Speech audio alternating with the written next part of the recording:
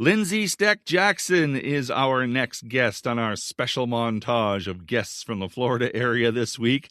Lindsay is the marketing and communications manager for Visit Pensacola.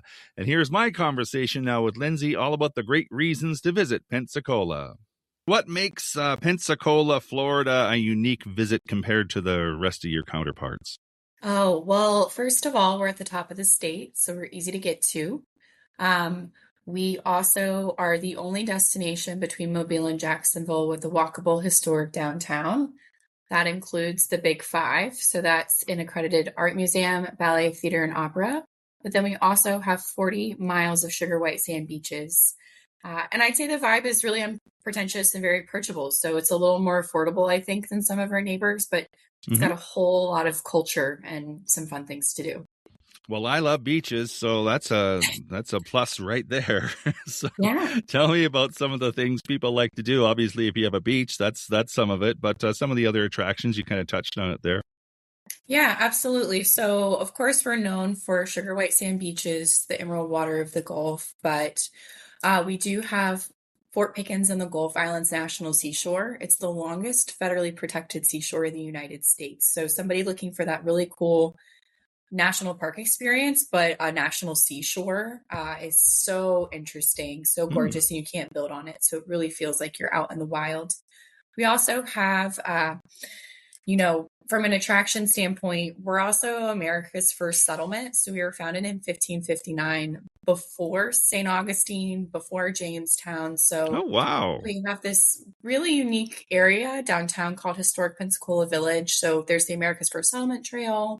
There's over 20 historic museums and properties that you can tour. And I'd say it's a very multi-gen activity. So like Hmm.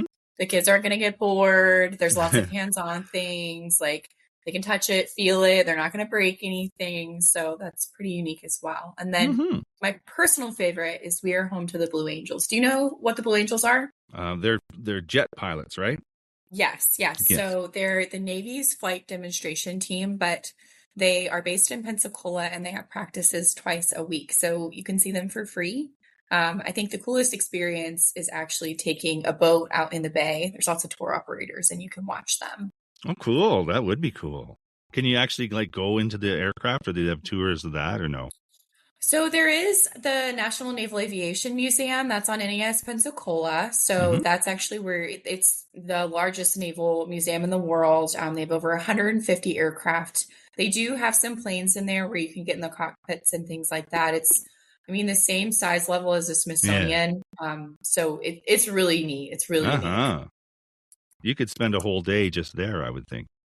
100%. There's even a back Hmm. hangar. There's a really unique new POW exhibit as well. So just for anybody that enjoys history and hands-on history, there's a lot to do. Yeah, I just raised my hand. I do. Um, any special events that are coming up? Yeah, so let's see. We're going into it's the end of spring. So Pensacola is also nicknamed the Festival City of the South. So we have over 20 signature events year round that have been going on for 15 years or longer. So coming up in 2 weeks, we have what's called the Floribama Interstate Mullet Toss, and that is a fun, funky time. And I'm talking the fish, not the hairstyle. So you can come down, listen to country music, throw a fish across the border at the state of Alabama, all in good fun. So that's unique. We have the Crawfish Festival coming up May into June and July. It's warm, it's beach weather, but we are opening some exhibits around America's 250th birthday. So there's going to be a really nice exhibit at the History Museum in downtown Pensacola. And then our basically our local birthday or biggest celebration, we have the Blue Angels air show that's in July. It's usually about a Mm. week or so after July 4th. Hmm. So just a lot of good stuff. But we have reoccurring events. We have bands on the beach every Tuesday. It's free music. Fun. Um, you know, gallery night, the third Friday of every month. It's where all the art galleries come out. It's like a big street festival. So it's kind of nice if you can't base it, you can kind of hit something every month, which is really unique. Hmm. And so now, if we're sitting in a restaurant and I'm asking what I should try that's a local dish, what would you recommend? Well, Florida's known for seafood, of course. So I think that's what people expect and what they want. But some core dishes, grits yaya at the Pensacola Fish House is really unique.